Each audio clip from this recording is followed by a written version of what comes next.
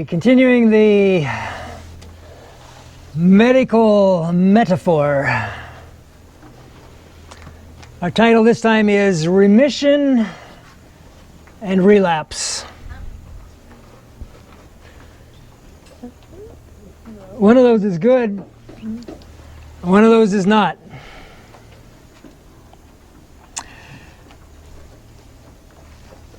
From our first meeting to the second meeting, we skipped over 4,000 years. A lot of interesting things happened in those 4,000 years that we just didn't take any time to deal with. Between number 2 and number 3, we're skipping over about 1,850 years. A lot of good and interesting things happened during those years, and we're not going to spend any time with them at all. Seems like a shame. You used to teach history class. This is not the way you teach history.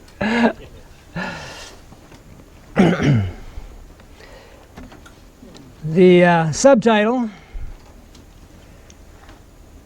Patient Compliance is Key. That's a challenge for a doctor. You can give really good advice, and they don't always follow it. It's funny how that is. Sometimes they just don't follow the good advice. Well, we left off with this screen, and I suggested that we have 2 things to work on.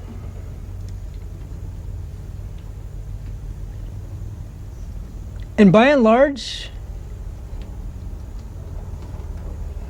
we don't have any thoughts about either of them. These are not things that are agitated or discussed or studied commonly. 6 of Lucifer's accusations were, I believe, completely refuted by Christ's life, crucifixion. That's good. But Jesus did not, in fact, could not refute the final 3 by himself. That runs the risk of sounding borderline heretical. I mean, if he can't do it, who can?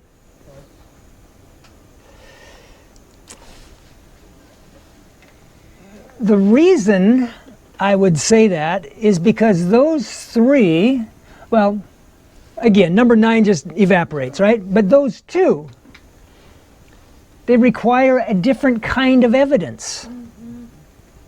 And it's evidence that Christ is categorically incapable of providing. What? I know, sounds heretical. Bear with me. So let's take a look at accusations 7 and 8 and try to understand some of this, at least. Number 7, you'll have to kind of keep these in mind now. Number 7, God's law is arbitrary. Number 8, God's law makes forgiveness impossible. Now, I think maybe it was last night, I said that an arbitrary law is one that is what it is just because someone said that's what the law is going to be. Right? Maybe that is all clear in everybody's mind, but let me use an illustration anyhow. Let's suppose you were driving down this road and the posted speed limit was 45.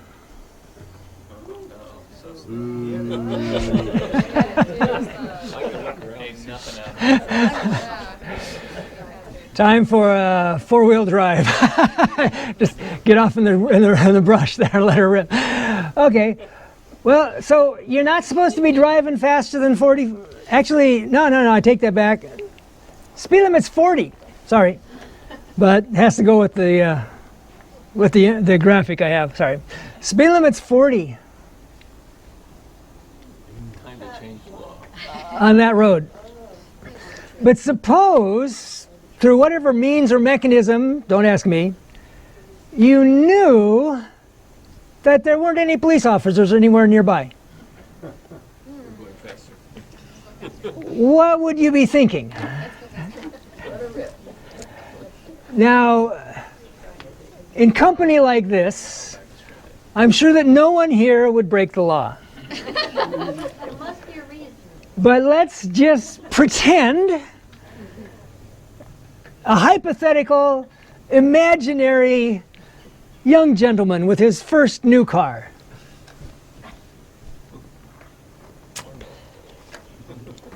And he knew there weren't any police officers around. So let's just, stretch our imaginations and suppose that maybe he just, kind of gradually started putting the gas pedal down just a little bit more. Let's say maybe he's going 60 miles an hour. Well, 60 is not that exciting, actually. So maybe he's going 75 miles an hour. Maybe let's just pretend that he's going 125 miles an hour. Now we're talking. Now we're talking. That's a little more interesting. It's a nice straight road. It's empty. There aren't even any antelope bounding through the sagebrush. If no one sees him speeding, will he get in trouble? Will he get in trouble? Yeah, but that's somebody sees him. I had a Mountie friend up in Canada years back, and they often do the aerial thing, right? So there's a white stripe across the road, and See how long it takes you. so much further down the road there's another white stripe, and the guy up above, he's got a stopwatch. Anything under 12 seconds? So he was telling me one time how he was the enforcing car, right? And the guy in the airplane says, "Yep, got a blue Camaro coming through." Clocked him at 8 seconds. Okay, so he's waiting. Blue Camaro comes around, hits the lights, hits the siren, pulls the guy over. He's running the plates, U.S. plates. He's running the plates, and all of a sudden the driver's door wings open, and this guy jumps out. Okay, well that's not what a cop wants to see, right? I mean, they don't like confrontation much more than the rest of us. So he's back still some distance in his car. He's keeping an eye on this guy. He just doesn't want him to come charging his car or aiming a gun at him or something, whatever. The guy jumps out of the car, and he reaches inside and comes back out with, no, it's not a gun. Can't see what it is. It's a little kind of a square thing. And he throws it on the ground, and he's stomping this thing with his heel.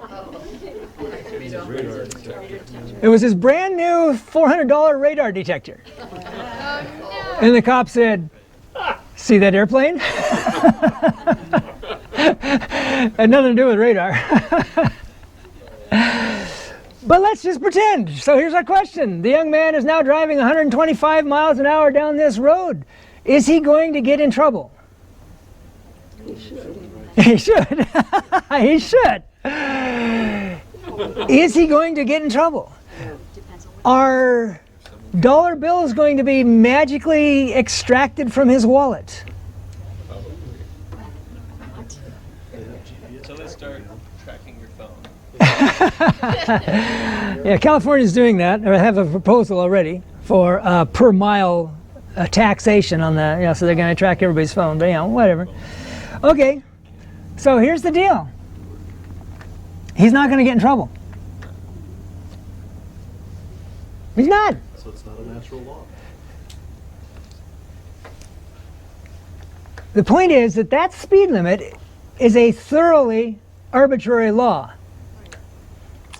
That speed limit is what it is because somebody in City Hall or the federal government or Parliament or someplace said the speed limit is X. Now here's the point. Arbitrary laws all come with a unique set of characteristics. And one of them is they are not self-enforcing. It requires external enforcement. No cop, no ticket.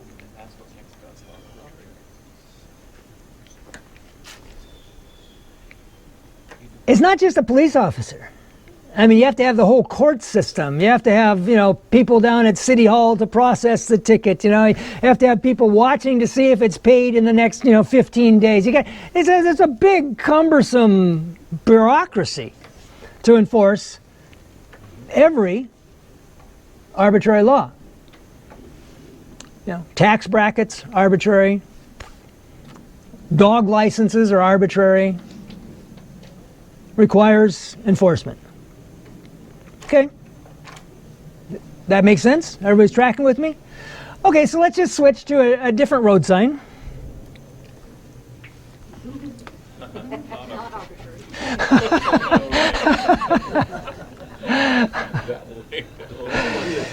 With this law, it makes a lot of difference how fast the car's going.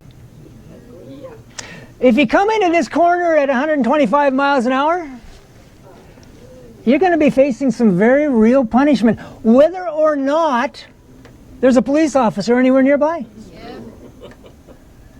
That's the way non-arbitrary laws work. Another thing, it's really, really easy to forgive an arbitrary law. I had a phone call yesterday from a friend back up in Canada who got pulled over. Kind of did a little bit of a rolling stop through a stop sign. Cop pulled him over and let him off the hook. Ran a sobriety test on him. And partially it was his excitement. He said, "Man, I've never had one of these before. This is kind of cool." He actually asked the cop, he said, "What do you think? You want to bet on the outcome?" And the Mountie said, "I don't bet." Okay, fair enough. Well, he got a 0 on his breathalyzer, and by the time they were all done, the cop was, says, okay, whatever. It's just, no ticket, but kind of mellow out on the rolling stops. Okay, I understand, officer. Thank you very much. That's all it takes to forgive an arbitrary law. Have any of you ever gotten a warning from a police officer? Just a warning, just going to let you off this time, but, slow it down, or, stay in your lane, or whatever, okay? Judges can do the same thing.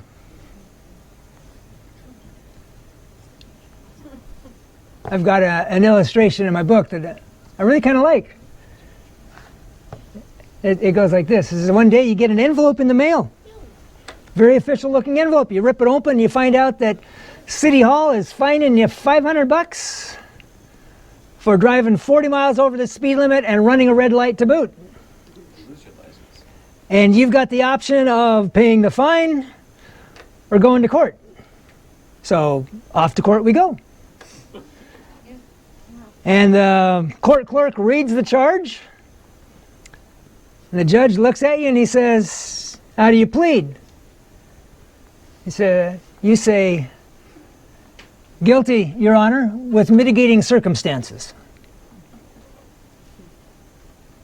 That's a legal thing. You can do that. And the judge looks at you and he says, "You don't contest the evidence?" The evidence, by the way, consists of a radar and a photo that shows the red light and you in the intersection, that kind of stuff. Okay. You don't contest the evidence? No, Your Honor. That was you driving? Yes, Your Honor. Well, why don't you just pay the fine? Why waste the court's time? There were mitigating circumstances, Your Honor, that neither the camera nor the radar unit were able to report. And what might those be? Your Honor, 6 miles west of that intersection, I came across a very serious automobile accident with multiple fatalities. But in the back seat of the smaller car was a 7-year-old girl. She had an obvious broken leg and she was bleeding from multiple contusions, but she was still breathing, Your Honor. I called 911 and they told me that all emergency response vehicles were on the east side of town attending to a large apartment fire, and it would be 20 minutes before they got an ambulance over to us. It was midnight, Your Honor. I could see the other road. There were no traffic. The girl was lying on my passenger seat. I got her to the ER and they pulled her through.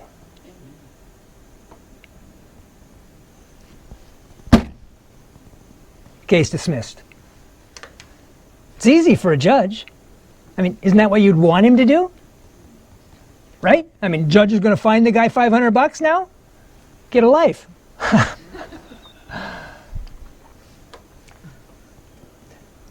But there is no policeman or judge anywhere who can say, well, son, it looks like you totaled your car, flew through the windshield and lost about half the blood in your body. But don't worry, I'm just going to give you a warning. Yeah, right. It doesn't work that way. There are other distinctions between arbitrary laws and non-arbitrary laws, but for now we're just going to focus on this one idea of what it takes to forgive a violation. Lucifer thought he had this whole thing all figured out.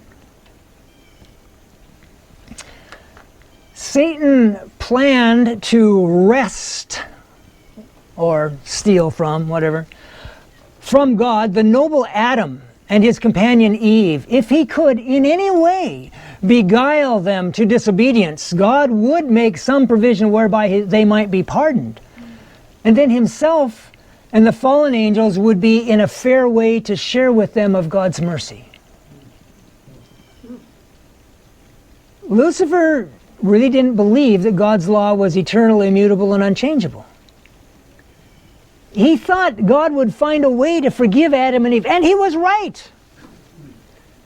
I find that really fascinating, that he was willing to bet his entire strategy on his assumption of God's love for human beings.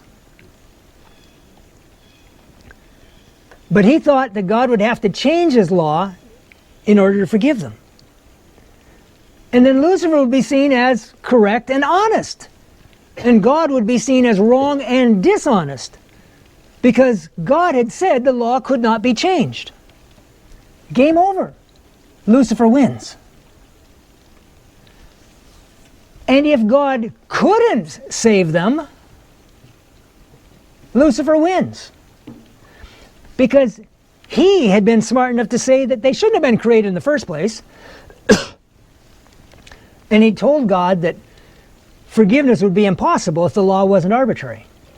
And God said, oh, no, it's forgiveness is possible.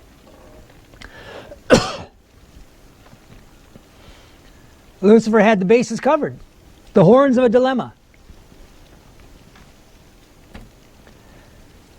Satan reasoned that if God pardoned sinful man whom he had created, he would also pardon and receive into favor him and his angels. But he was disappointed.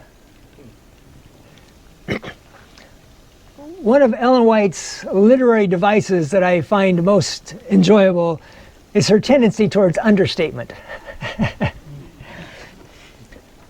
Disappointed. Launched into complete homicidal rage is perhaps more like it.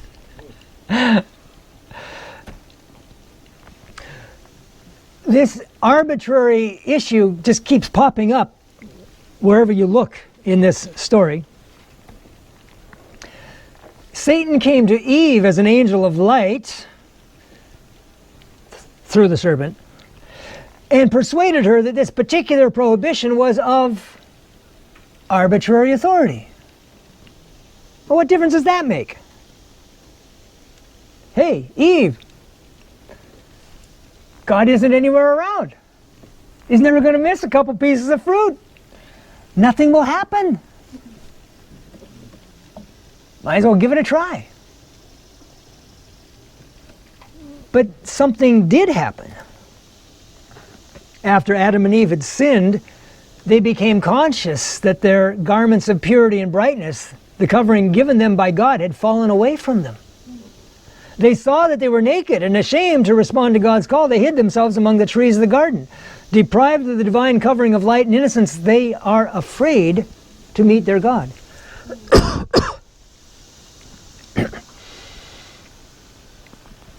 Their robes of light disappeared, and God wasn't anywhere around. Except as the, God is omniscient or omnipresent type of thing, but they tried the fig leaves, and that didn't work that well. I've always wanted to see somebody, invest a little time and effort to see what could be done with fig leaves. I'm not sure I want to see it modeled, but I've always, I'd like to see the clothes anyhow. And when God came to visit, they hid from him because of their own sense of guilt. They couldn't believe that God would still love them. Adam and Eve had lost faith in God's love. Does that have a familiar ring?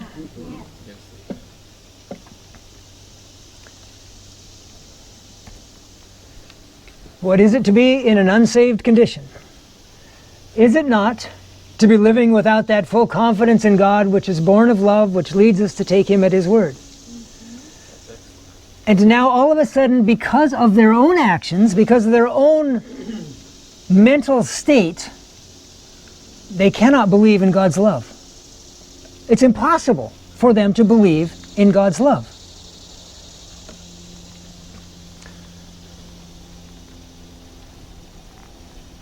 So what would God do for them? Well, the main thing that we can point to easily enough was the system of sacrifices. They didn't completely understand the plan of salvation,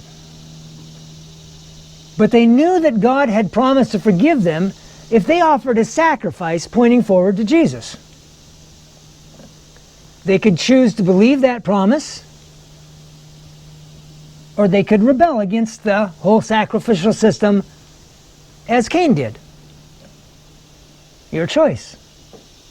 Do you believe God or not? There was a lot they didn't understand. Ellen White says that when Seth was born, they hoped that it was the Messiah. Something tells me they didn't understand about the next 4,000 years. They didn't need to. The military operates on a principle. Need to know. I think God employs that principle sometimes. Sometimes, maybe not as rigidly as the military. Sometimes he gives us stuff to understand just because, it'll be nice for you to know that. But there's a place for need to know. And they didn't need to know. If they received that promise and believed it, faith would grow. If they refused to believe, faith would diminish and die. 4,000 years later, Jesus did come. He did reveal the Father, and the power of that revelation inspired faith in his followers to a new and greater degree based on new and greater evidence. That revelation we just looked at destroyed 6 of Satan's charges. What about the last 3? We jump ahead 1,800 years. Our story now hinges largely on one individual. It's fascinating. Sometimes it happens that way. There have been millions of believers down through the ages. But there aren't that many Abrahams There aren't that many Moseses. There aren't that many Davids or Pauls. Our story now focuses on one of those guys. Oh, well, yes. Faith is a very simple matter. It's confidence in God. I'm sorry I didn't get that up for you.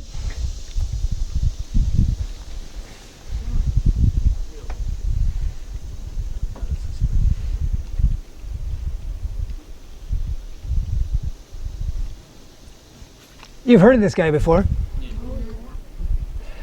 But more than likely, most of what you've heard is peanut butter and pantheism.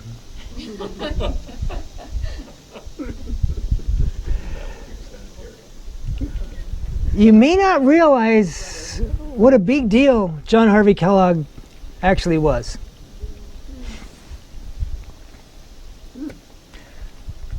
So let me give you just a few smatterings here. Dr. Kellogg has done a work that no man I know of among us has had qualifications to do. Okay, but Adventism was a pretty small pool of fish. My dear brother, as I have before written to you, I know that the Lord has placed you in a very responsible position, standing as you do as the greatest physician in our world. Okay, that's a bigger kettle of fish. Wow. Incidentally, the AMA would probably agree with that. In one of their histories, they rank Kellogg as the single most influential physician in American medicine for a span of 40 years. Nobody's going to do that again. Everybody gets their 15 minutes, and that's about it these days.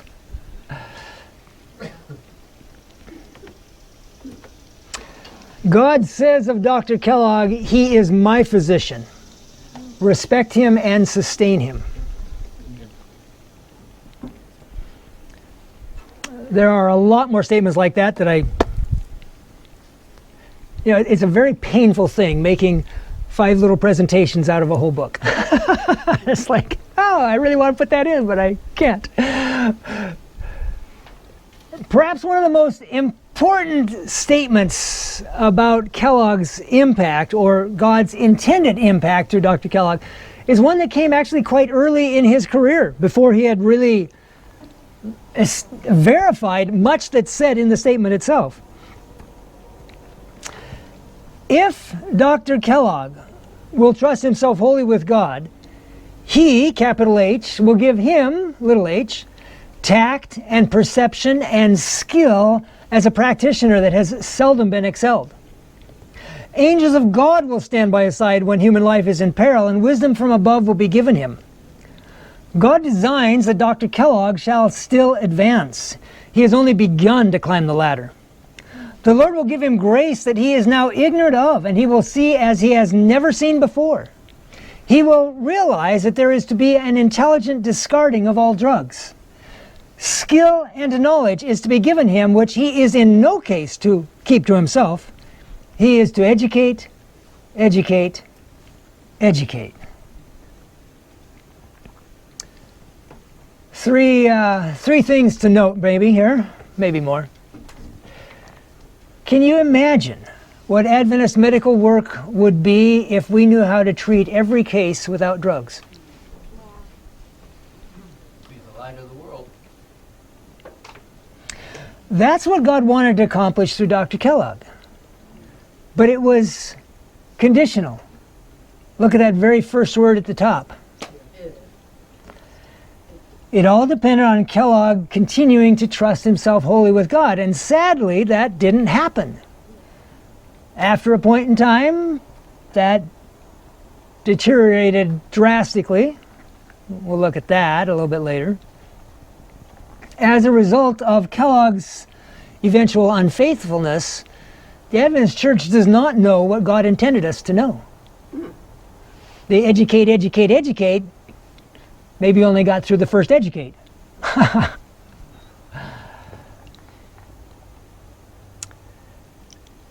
That brings up a third point here. Please notice there's to be an intelligent discarding of all drugs. Intelligence is a good thing. And one of the functions of intelligence is to recognize what I know and what I don't know. And if I don't know how to treat an illness without drugs, I, for one, think that God is willing to accept the idea of keeping somebody alive with, like maybe insulin, say. Now, insulin may not be the perfect example, but let's just say that I've got a drug that's keeping me alive and I don't know of a replacement for it. Would it be intelligent to discard that drug at that point? And I'm going to suggest no. You can have your own opinions, because I know there's going to be a variety of opinions. But I'm going to suggest probably not. There is to be an intelligent discarding of all drugs. Okay. I used to, about 30 years ago, I would, it didn't come off of this statement. I didn't have this statement at that time, but there's a neat story that comes out of the General Conference Bulletin of 1907. Dr. Paulson and Dr. Kress had gone to the University of Michigan. It was a malarial summer in Michigan, and people were coming down with malaria. And Paulson and Kress had read Ellen White's comments about not using drugs. And the standard treatment for malaria was quinine. But they said, no, there's got to be a better way. And they developed a hydrotherapy technique that was amazingly effective. And actually they set up a controlled study. So every other patient would go quinine or hydro, quinine, hydro, quinine, hydro. And the quinine guy, who was a big, quinine. Okay, he was a big champion. He was also an expert microscopist. I think I got that right. Anyhow.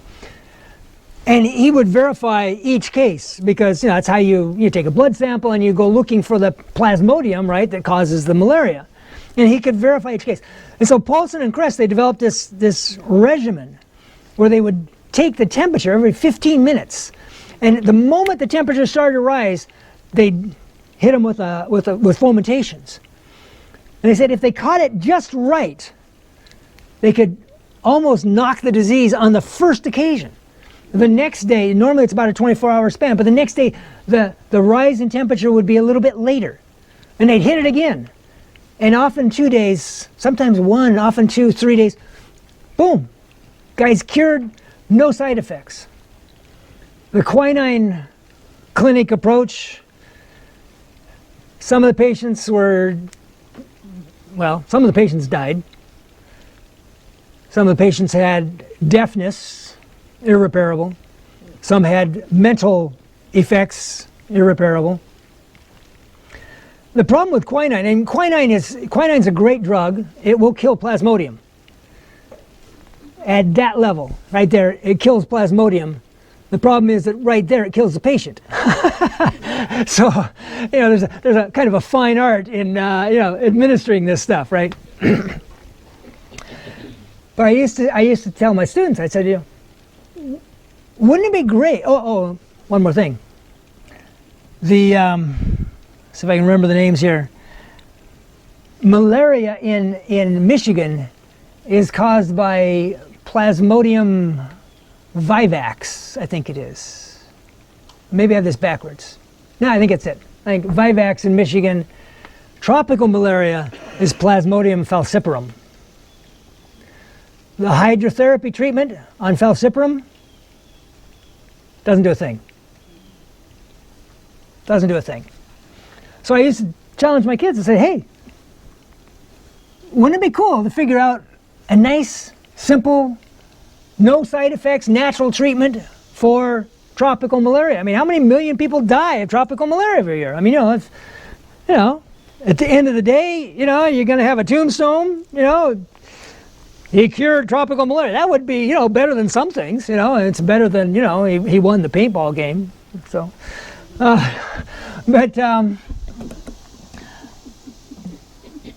they came up with it. So you know what the treatment of choice for tropical malaria is now? Well, yeah, I've heard that one too. But this is simpler. Wormwood tea. Artemisian tea. Yeah. Yeah, they gave us a cup of that every day over in Cameroon a couple of years ago when we were over there. Every day, get a cup of this stuff, drink it down. It's pretty effective. It's cheap. You can grow the stuff. So naturally, there was a big movement saying, well, we can't have that. We don't even know what dosage they're getting. We need to isolate the active ingredient and then purify it and put it in a pill so we know that he's getting 50 milligrams of this stuff, you know. And so there was a bigger, bit of a distinction between the preferences, you know. Do we tell people to plant the bush for free and grow it? Or do we make a lot of money off of a really great... Okay, I got sidetracked. Let's go on.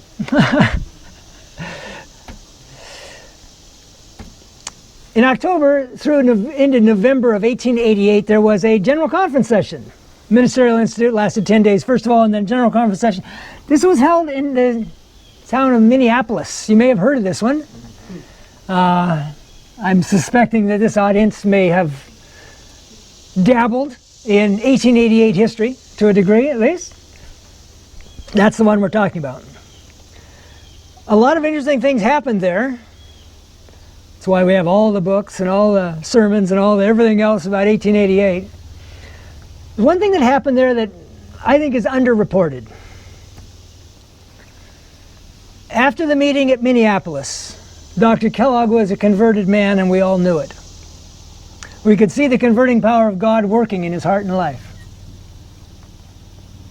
That was significant, because it turns out that conversion has some relatively predictable side effects. When the believer is justified because of the merit of Christ, he is not free to work unrighteousness. Faith works by love and purifies the soul. Faith buds and blossoms and bears a harvest of precious fruit. Where faith is, good works appear. The sick are visited, the poor are cared for, the fatherless and the widows are not neglected, the naked are clothed, the destitute are fed. It turns out that's what converted people do. Faith in Jesus Christ, as in righteousness by faith, right? Jones, Wagner, et al., right? Faith in Jesus Christ as our personal Savior, the one who pardons our sins and transgressions, the one who is able to keep us from sin and lead us in His footsteps, is set forth in the 58th chapter of Isaiah. Here are presented the fruits of a faith that works by love and purifies the soul from selfishness. Faith and works are here combined. Quoting now from Isaiah 58, thy righteousness shall go before thee. What does this mean? It means Christ is our righteousness. So Kellogg was converted.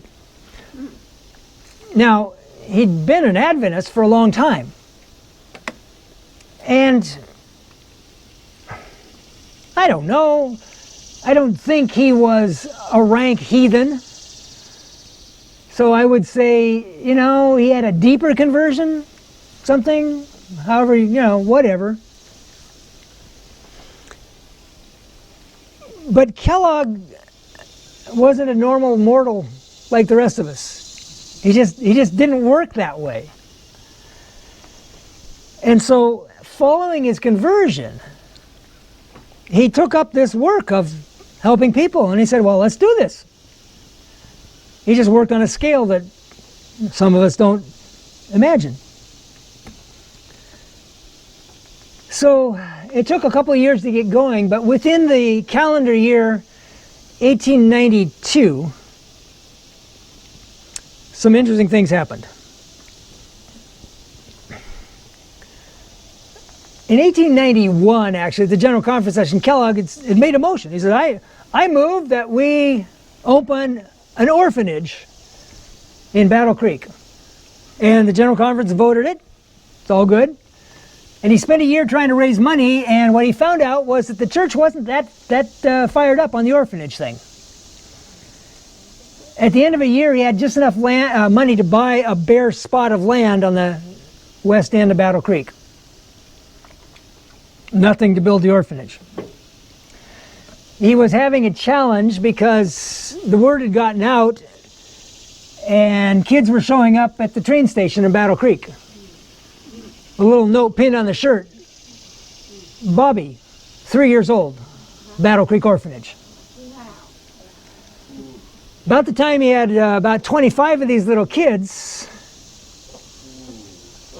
he'd rented a couple of small cabins out behind the sanitarium, and he would go in and steal nurses, and it was a slow train wreck going on out here, you know. And as he put it, he said, I told the Lord I needed a lot of money, I needed it real fast. And so Mrs. Carolyn Haskell came by and gave him $30,000. And they built that with $30,000. In case you're wondering what inflation has done in the meantime. What's interesting is that Mrs. Haskell and her late husband, who, I mean, she did this in his memory, they were Episcopalian. They weren't Adventists. And they're no relation to Stephen Haskell. So that happened in the spring of 1892. About the same time period, there was another story that was unfolding. 17-year-old girl came to the hospital for diagnosis and care. She spent about 6 weeks. Eventually, she went back down to Chicago for a surgery. I don't know what the surgery was. I don't know why she ever went to Chicago. Kellogg was in the middle of setting a world record for surgeries without fatality. This was a time when 20 to 25% of all thoracic surgeries resulted in the death of the patient. That's 1 out of 4. Kellogg did like 162 with no fatalities. Record stood for like 30 years or some crazy thing. But for whatever reason, she went back to Chicago. Maybe there was a guy who specialized. I don't know what the surgery was. And I don't know what the condition was. I just don't know. But something about the situation, he opened her up and concluded there was nothing he could do. He sewed her back up, and everybody knew she was going to die. On her deathbed, she made her father promise, Daddy, I want you to bring one of those nurses from Battle Creek. There are no nurses like them anywhere else on earth. Bring one of those nurses down to Chicago and have her work for the poor people. I want you to do that as a memorial to me. So Kellogg, or excuse me, the father, he happened to be a Chicago banker. So he had some money.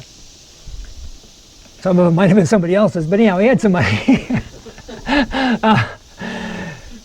He wrote a letter to Kellogg and says, hey, I need one of your nurses. And Kellogg was a really, really busy guy, and he ignored the letter. So he wrote again, and Kellogg was still busy. He ignored that one too. And he wrote again. Kellogg ignored that one too. And then the banker got smart or lucky. He had his wife right. Kellogg had a very soft spot in his heart for mothers. Can't turn down mom. So he went marching over to the sanitarium, and he picked out the best nurse. What was her name? I can't think of her name. I should know her name. I'm not positive that's her. But that's definitely one of the visiting nurses. He took her down to Chicago, and he said, I want the worst part of town. They sent him to the stockyards, variously known as Hell's Half Acre. A lot of people objected to that name because it was obviously larger than half an acre. The rest of the name was accurate enough, but you know, you got to get your measurements right. The police would not go into that part of town. It was a no-go area. And many times they stopped the nurses as they were walking into the area there. Ma'am, you need to turn around. Get out of here. And they'd turn around, they'd tap that cross on their cape or whatever they're wearing there. Thank you for your concern, officer. I'll be fine. And they were. Because the people in the stockyards loved those nurses. Lots of stories came out of there, some of them very dramatic. Kellogg loved those stories. He might have augmented them some, but they were good stories. In November of that year, Dr. Kellogg called all the workers together one Friday night, and he proposed Christian help bands.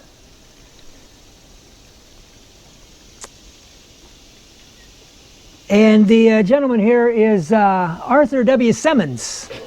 He's an Australian, actually, who'd come over to Battle Creek to take the nursing course. He was voted the leader of Christian Help Band number 1. And Christian Help Band number 1 consisted of 9 people. Arthur was the leader. There were 2 mothers helpers. They were kind of middle-aged ladies that went door to door through the assigned section of town, from this street, this avenue to this avenue. That's your section of town. These 2 ladies went door to door. Are there any needs? Is anybody sick?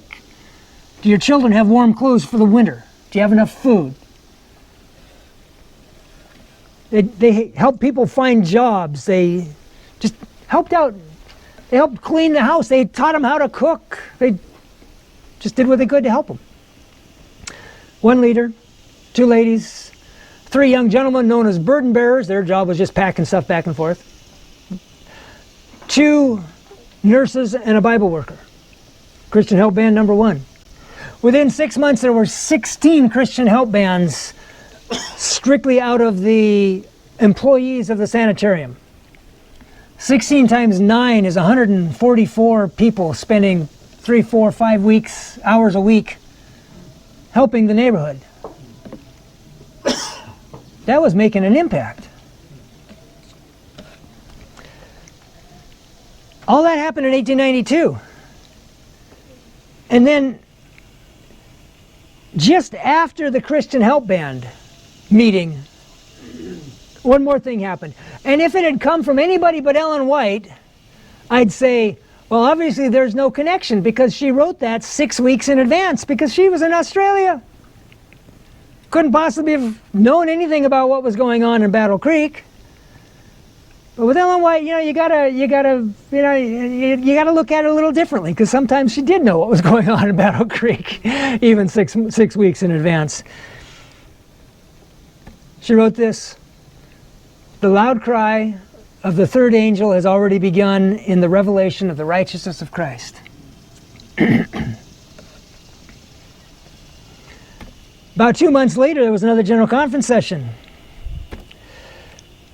Most people would recognize this one. This is the A.T. Jones 3 Angels Message series, great series of sermons. Maybe you've read it. It's been reprinted at least 3 times. What most people don't know is that Dr. Kellogg gave a series of 8 talks on medical missionary work at that same General Conference.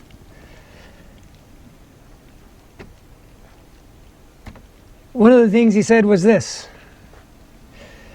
if we want the loud cry to begin, brethren, that is the place where it's going to begin. Where's that? The loud cry is going to begin with our doing the things that the Lord in this chapter, Isaiah 58, says come before the loud cry. So he says we must draw out our soul to the hungry and satisfy the afflicted soul. He says if we will do this, our light shall shine. I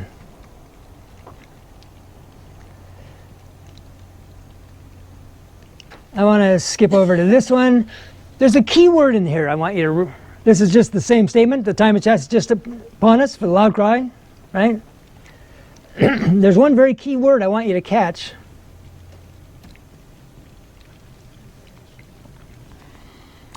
Notice it was a revelation of the righteousness of Christ. It was not a proclamation of the righteousness of Christ.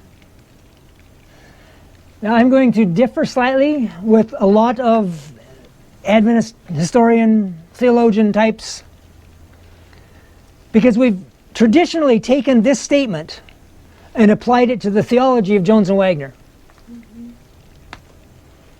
And I would give credit to the theology of Jones and Wagner. But that was not a revelation. The theology of Jones and Wagner in 1888 had converted Dr. Kellogg. And Dr. Kellogg in 1891 and 92 had begun the revelation of the righteousness of Christ in the same way that Jesus did it when he was here 2,000 years before, or 1,800 years before.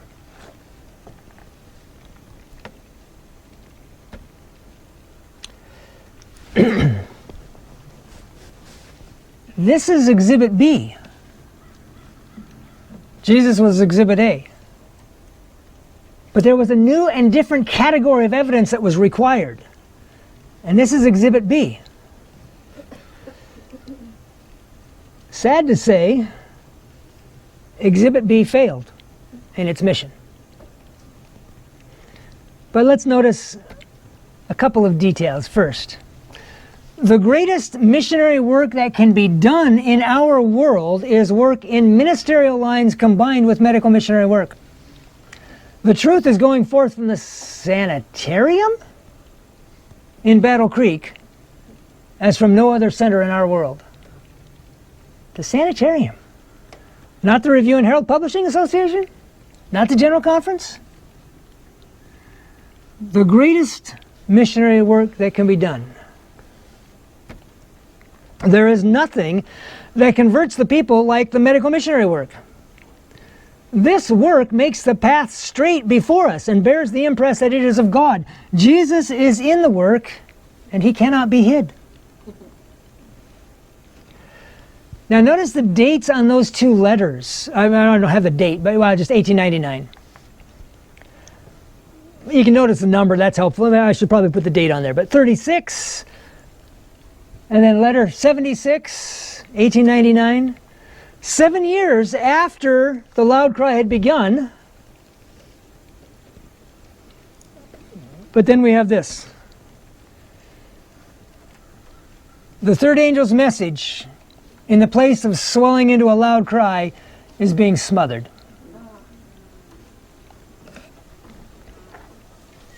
Why was it being smothered? How was it being smothered? Two ways. First, there was opposition to Kellogg and his work. Some people weren't that keen on health reform. And Kellogg had stepped on their toes. It is a sad reality that the most significant contingent of the church that objected to or was slow to accept health reform were the ministers. Now that's not to say the ministers are terrible people. Bear in mind the ministers in those years, they didn't have a church. They didn't have a church district. They were itinerant. They weren't living at home much of the time. They were on the road. You try being a vegetarian in the 1880s. They didn't have refrigeration. They didn't have blenders. How can you be a vegetarian without a blender?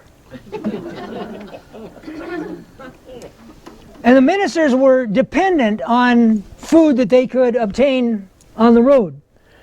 And so I submit to you that they had a real hard challenge. And probably they just kind of got used to that. And Kellogg constantly telling them to be vegetarian kind of got on their nerves. I think I can be sympathetic, actually. I think most of us had somebody get on the last nerve that we've got, you know? Well,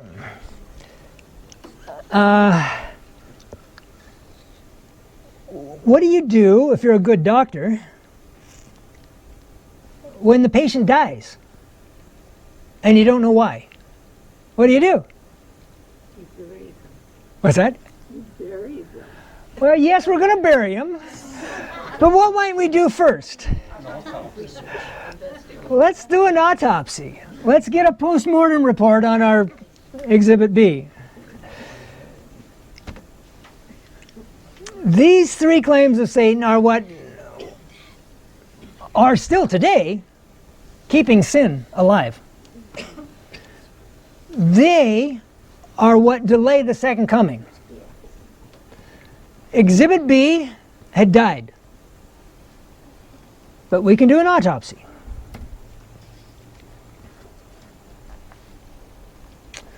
I'm not going to pretend I have the whole answer to this question, because every time I learn something new, I say, wow, I didn't have the whole answer before. I wonder if I do now. And I probably don't. Okay. But consider a few details. The success that had come in the 1880s and 90s was because the work was patterned after the work of Jesus. God's purpose in committing to men and women the mission that He committed to Christ is to disentangle His followers from all worldly policy and to give them a work identical with the work that Christ did. Identical is a very strong term.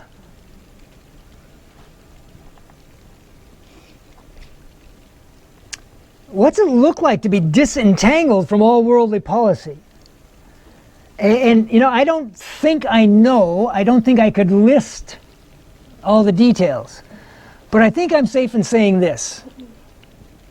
To be disentangled from all worldly policy means to be rid of everything that keeps you from taking up a work identical with Christ. Whatever that is, I'm guessing is a worldly policy.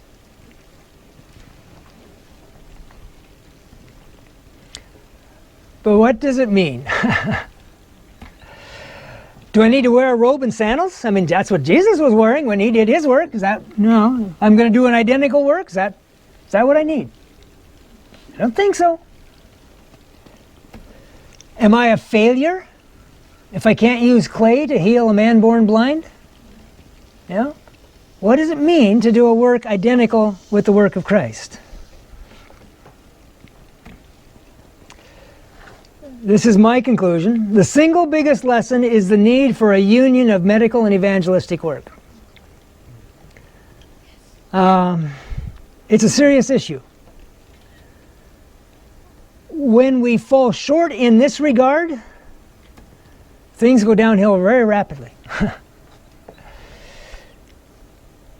The Holy Spirit never has and never will in the future divorce the medical missionary work from the gospel ministry. They cannot be divorced, bound up with Jesus Christ. The ministry of the word and the healing of the sick are one. I guess we read that one already. But let's go a little deeper with this. When the gospel ministers and the medical missionary workers are not united, there is placed on our churches the worst evil that can be placed there. What kind of word is worst?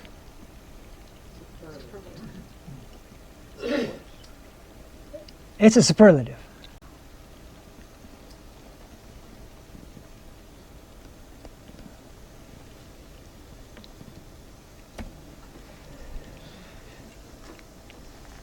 Okay, let's go on. Medical missionaries work with the laws of health all the time. I hope. That's good. But none of those laws are arbitrary. There's not a single thing that we would call a law of health that is what it is because somebody in Congress passed a law. It's kind of one of the things that has been drawn attention to in the last 3 years or so. There's a difference between health laws that are arbitrary and health laws that are not.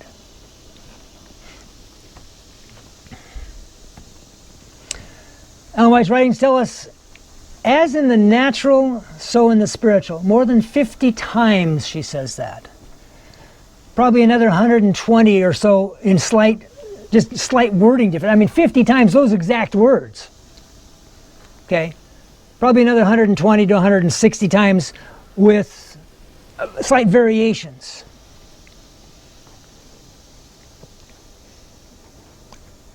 I think we need to pay attention to that. We gloss it over and say, oh yeah, that's nice. Jesus used a nature nugget. Hey! No. I think there's some really very much deeper reality there. That the laws in the spiritual realm parallel the laws in the natural realm. By the natural world, God teaches the principles of His working in the spiritual kingdom. He who becomes a student of God's work in nature will soon learn the most precious lessons in regard to the spiritual kingdom. That's a promise. In the natural world, God has placed in the hands of the children of men the key to unlock the treasure house of His Word. The unseen is illustrated by the seen. Divine wisdom, eternal truth, infinite grace are understood by the things that God has made. Then let the children and the youth become acquainted with nature and nature's laws.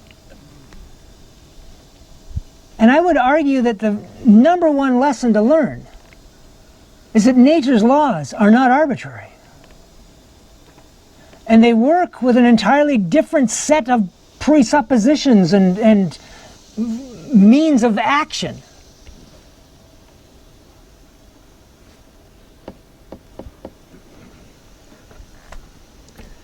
Okay, back here again.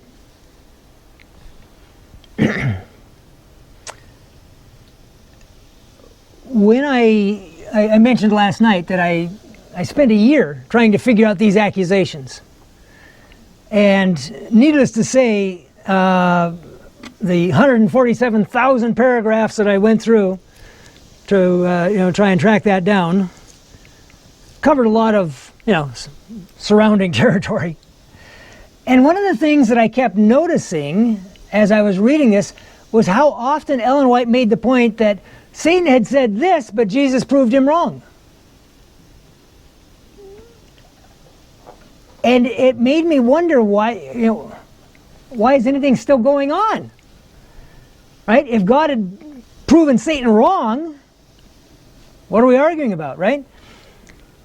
There was a point in time when I honestly thought every point had been proven wrong.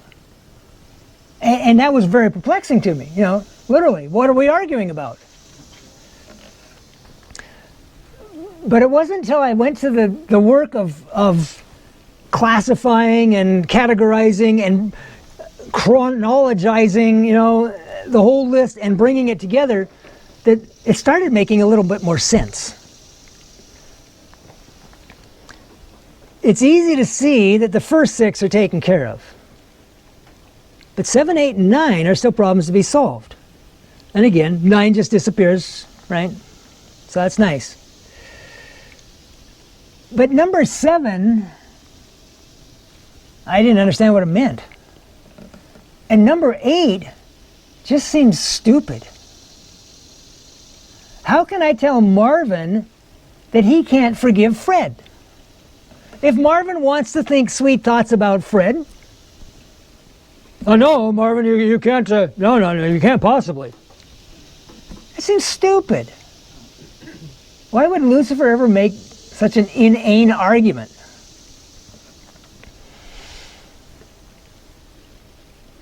But when I got them together and I saw the order that they came up, it started to make a little sense. Because 7 and 8 go together. Last night I mentioned the left jab, right cross, combo punch thingy, whatever, right? Either one is easy to refute. Both together is hard. If I were going to add one little phrase, it would go like this. Well, let's do it this way. Lucifer says God's law is arbitrary. God says, nope. And so then Lucifer says, that's not what Lucifer says. Then Lucifer says, if your law isn't arbitrary, then you can't forgive.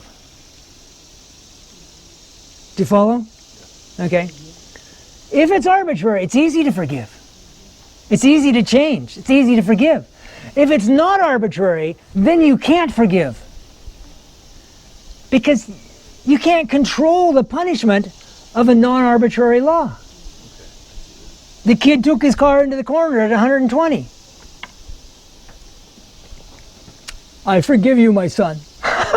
You know, it doesn't work that way. The guy's still bleeding. If he's lucky.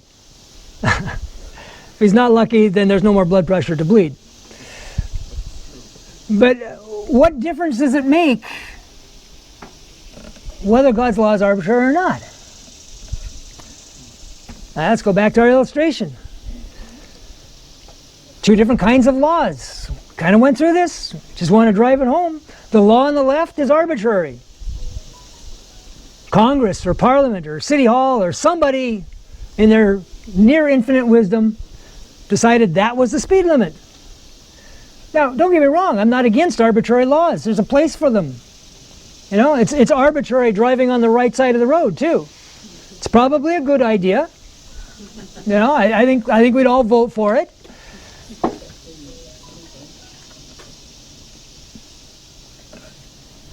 Those kind of laws are easy to change.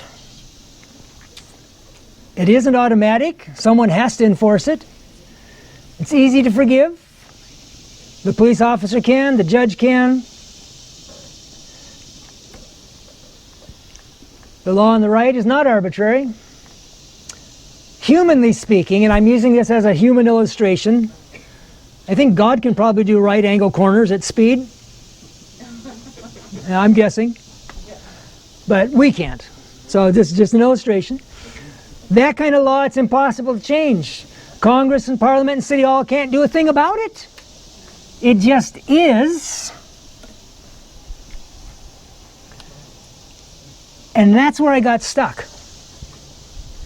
If God could create mountains and oceans and planets and galaxies by speaking them into existence, was I really brave enough to say that he didn't make his law and that he has no control over it? That's a gutsy thing to say. This question was introduced to my thinking in its embryonic form in 1988, actually. And I stewed over it, and I questioned it, and I pondered it, and I tried to figure it out. And you know, David talks about lying on his bed and pondering God's law. I did some of that. Trying to figure this thing out. Finally, in about 2014, I thought I should try to write this out. Because I'd backburnered the whole thing this whole time, and I had all these ideas and all these quotations kind of floating through my head. And that's my way of sorting out my own thinking. It's just, you know, if I can write it logically, there's maybe some logic to it. Either that or it's very deceptive. That's a possibility too. If I can't write it logically, there's a good chance there's no logic. So, is the law arbitrary? And I started in, and you know, it's a funny thing, but it's like if you've got a skyscraper and you start monkeying around with the foundation, everything else comes into play. The government of God is based on His law. The plan of salvation is based on His law. Sin is based on His law. Forgiveness is based on His law. Everything is based on the law. You start playing around with your understanding of the law, and all of a sudden you got your hands full.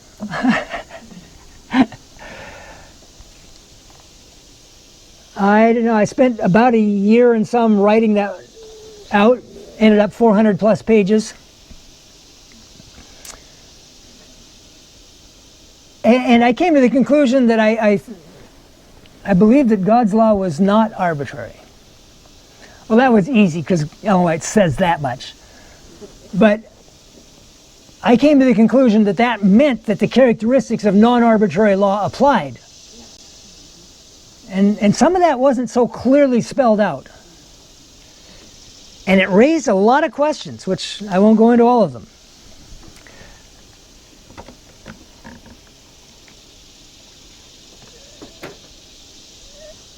And then I just kind of laid the book aside for a while. Never published it, probably never will. But then about a year and a half ago, I said I should pull that book out, because most of it had been written before the 2015 letters and manuscripts dump from the Ellen White estate, right? And I'd been reading through that stuff, and every now and then I'd say, oh yeah, that's a good statement there. That one goes with that book, type of thing. And I'd been keeping track of this in my head, and I said, okay. So a year and a half ago, I said I should revisit that book. The second morning, I got up early, and I was just reading through the book, thinking, okay, well, anything new I can add, anything new that can clarify, whatever. And I Googled something, and I don't really know that it even had to do with the book. I don't know what it was. But you know how Google pops up this whole list of things. The second one down on the list was from SSNet, right? Anybody familiar with that? Sabbath School Net. I don't mean to disparage anything. It's not something I spend a lot of time on. It just seems like a whole bunch of people arguing back and forth, often nonsensically, seems to me. But but there was this, 2 or 3 lines that Google shows you, and it was clear it was an Ellen White quote, and it said something totally mind-blowing that I had never seen. And I said, nah, that's not really there. So I jumped on my computer and I typed in part of that phrase, and it did a search, and nothing. Well, sometimes that can happen because of line breaks and page breaks and things like that. You search for an exact phrase. So I picked a different set of words and nothing, not there. Ooh. I don't like people that forge spirit of prophecy. This is not a good thing. So I opened up the link now, and I looked at it, and definitely the guy who says, "This is Ellen White talking," and it was in quotes, and he had a reference for it. And I said, I'm going to look up that reference. I believe it was manuscripts. We'll get to it in a bit here, but I think it's manuscript 79, 1892, or some such number. Don't write that down. We'll get you the proper reference in a bit here. But whatever it was. And so I just went to the raw listing, and I went to the right year, and you scroll down, manuscript, 15, 25, 50, 65, 66, 67, 68. No 69. Nothing past 68. This guy made up a whole manuscript. Oh, now I'm torqued. I'm going on Sabbath School Net for sure this time, just because this is just wrong.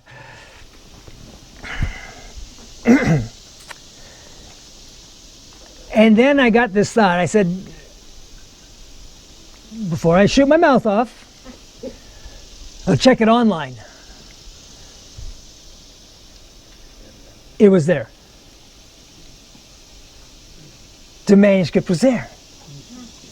In the file, the letters and manuscript file issued from the White Estate, that manuscript got left out. I wrote and asked him, I said, what happened to this manuscript? Yeah, that's the one we forgot. Sorry. It's online. I don't work online. I work off of my computer.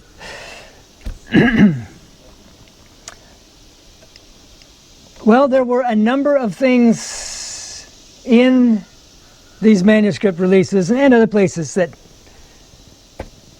I think are worth looking at. Said my guide, there is much light yet to shine forth from the law of God and the gospel of righteousness. This message, understood in its true character and proclaimed in the Spirit, will grow to large importance, such as you scarcely dream of, and will lighten the earth with its glory. His law will be looked upon as the rule of his government. Oh, come on, we already look at his law as the rule of his government. That's nothing new. But importance you scarcely dream of, lighten the earth. This is loud cry talk. There is much light yet to shine forth from the law of God and the gospel of righteousness. You know, when we talk about new light, it's really interesting. Our immediate knee-jerk reaction is a new interpretation of Revelation, you know, or a new application of the 2,300 days or the 1,260 days, or we gravitate towards some new interpretation of prophecy. And Ellen White really kind of downplays that quite a bit, actually. And when you go through and you look for the new light statements,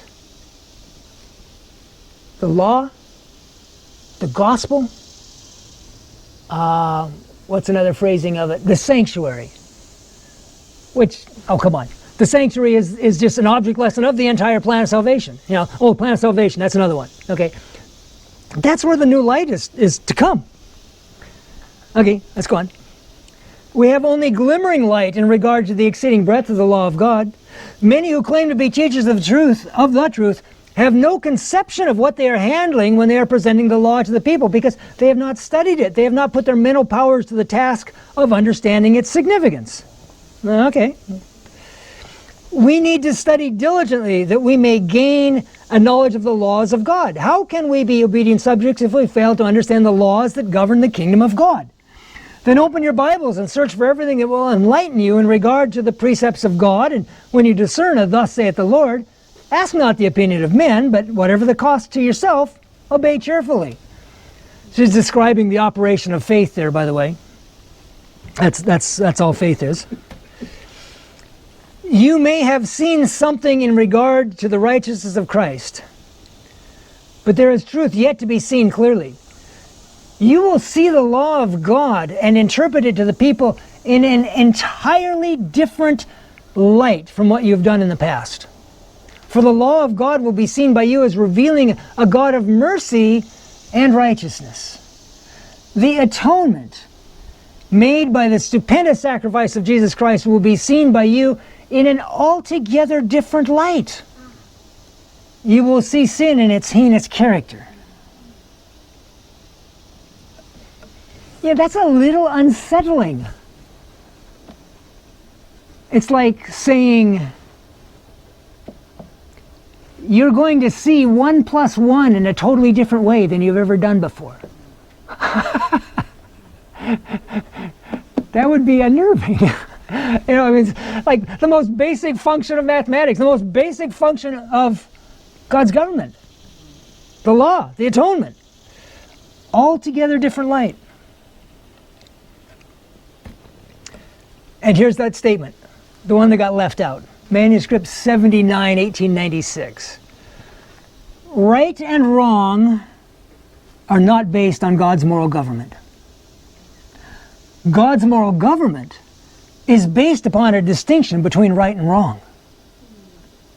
The erroneous view which many have of this subject causes them to rebel against God's law of government as arbitrary. Because if God's law defines right and wrong, it's totally arbitrary. Newton is credited with the law of gravity. What? We didn't have gravity before Newton? Who knew? Everything was floating. No, it's not the way it works. Newton's law of gravity simply describes the reality of the non-arbitrary law of gravity. Does that make sense? Right and wrong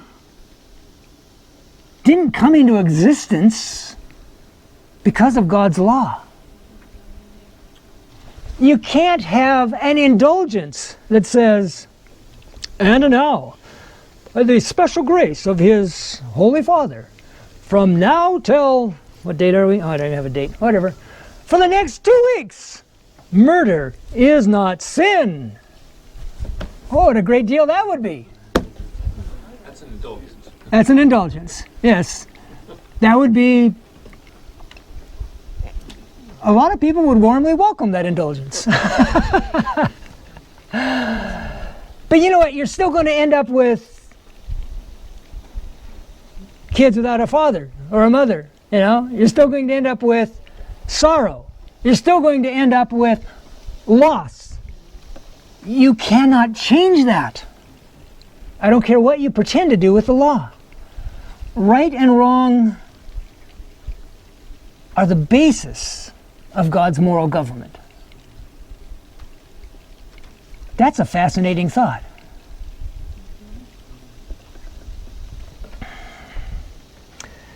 Everything I had written 400 pages to try and prove, Ellen White did in 2 sentences.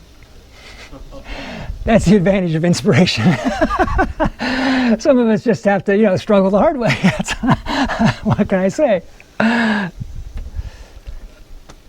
So back to this. The law and the right just is. Punishment is automatic. If you go into that corner too fast, you are going to end up somewhere besides the road. It is not easy to forgive. Police officer can't say, just give you a warning. Hope you get your blood back. Forgiving that driver needs more than words. It's going to take an emergency room and probably months of physical therapy. Is that how God's forgiveness works?